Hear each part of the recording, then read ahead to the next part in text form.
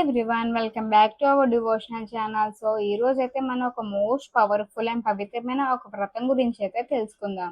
అదే ప్రదోష వ్రతం. బట్ చాలా మందికి కొన్ని డౌట్స్ అయితే ఉంటాయి. అసలు ప్రదోష వ్రతం అంటే ఏంటి, ఇది ఎవ్రీ మంత్ వస్తుందో, అసలు త్రయోదశి తిథి అంటే ఏంటి, టోటల్ ఎన్ని తిథులు ఉంటాయి అండ్ దాని సైంటిఫిక్ రీజన్ ఏంటో మనం ఈ వీడియోలో ఫుల్ గా తెలుసుకుందాం. ఫస్ట్, ప్రదోషం అంటే ఏంటి?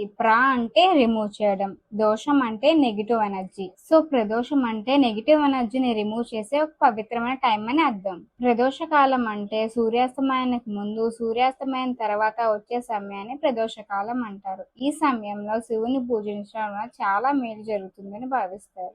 దీంతో పాటు ఓం నమ శివాయ నామజపం, దానం ఇవన్నీ చేయడం వల్ల చాలా శుభ ఫలితాలు కలుగుతాయని అయితే నమ్ముతారు.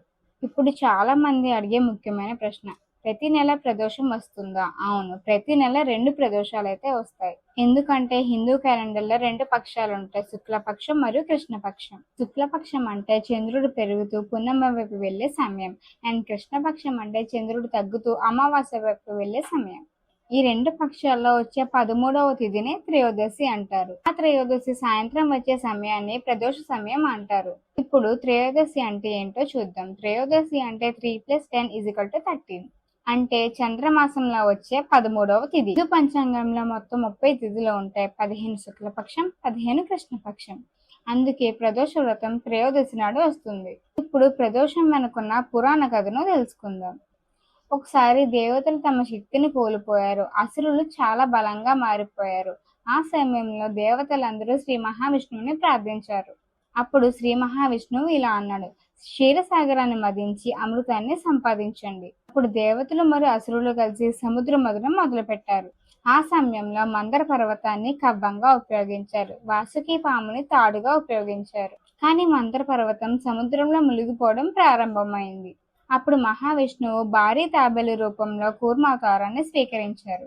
ఆ పర్వతాన్ని తన వీపుపై మోసాడు. ఇలా సముద్ర మథనం కొనసాగింది. మదన సమయంలో మొదట హాలాహలం అనేది బయటకు వచ్చింది. అది ప్రపంచాన్ని నాశనం చేసే స్థాయిలో ఉంది. అప్పుడు శివుడు ఆ విషయాన్ని తాగి ప్రపంచాన్ని కాపాడాడు. అందుకే శివుని నీలకంఠుడు అంటారు. తర్వాత దేవతలు సంతోషంతో త్రయోదశి సాయంత్రం నాడు శివుని నృత్యంతో ఆరాధించారు. అండ్ అప్పటి నుంచి ఈ కాలాన్ని ప్రదోష కాలంగా భావిస్తారు. ఇప్పుడు చాలా మంది అడిగే ఇంట్రెస్టింగ్ క్వశ్చన్, ప్రదోష వ్రతానికి సైంటిఫిక్ రీజన్ ఏమైనా ఉందా?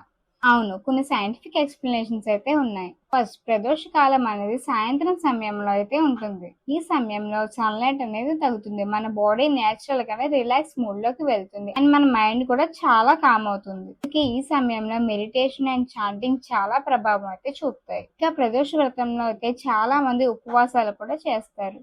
సైన్స్ ప్రకారం ఫాస్టింగ్ వల్ల మన డైజెషన్ సిస్టమ్ కి అయితే రెస్ట్ అనేది దొరుకుతుంది అండ్ మెటబాలిజం కూడా ఇంప్రూవ్ అవుతుంది.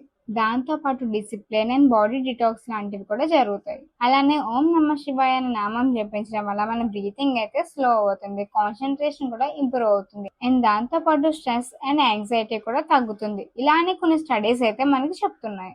అండ్ దేవాలయాల్లో అయితే గంట శబ్దం, దీపాల వెలుగు, ధూప వాసన ఇవన్నీ మన మైండ్ కి అయితే చాలా రిలాక్సేషన్ అయితే ఇస్తాయి.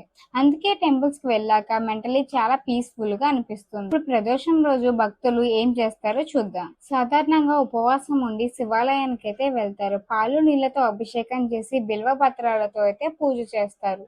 ఓం నమ శివాయ నామాన్ని అయితే జపిస్తారు. అందుకే ప్రదోష వ్రతం అనేది ఒక సాంప్రదాయం మాత్రమే కాదు, ఇది భక్తి, ఆరోగ్యం, మానసిక ప్రశాంతత, డిసిప్లిన్ మరియు పాజిటివ్ ఎనర్జీని కలిపిన ఒక బ్యూటిఫుల్ స్పిరిచువల్ ప్రాక్టీస్. సో ఈ వీడియో కనుక మీకు నచ్చినట్లయితే లైక్ చేయండి, షేర్ చేయండి. మరి ఇలాంటి డివోషనల్ వీడియోస్ కోసం మన ఛానల్ అయితే సబ్స్క్రైబ్ చేసుకోవడం మర్చిపోకండి.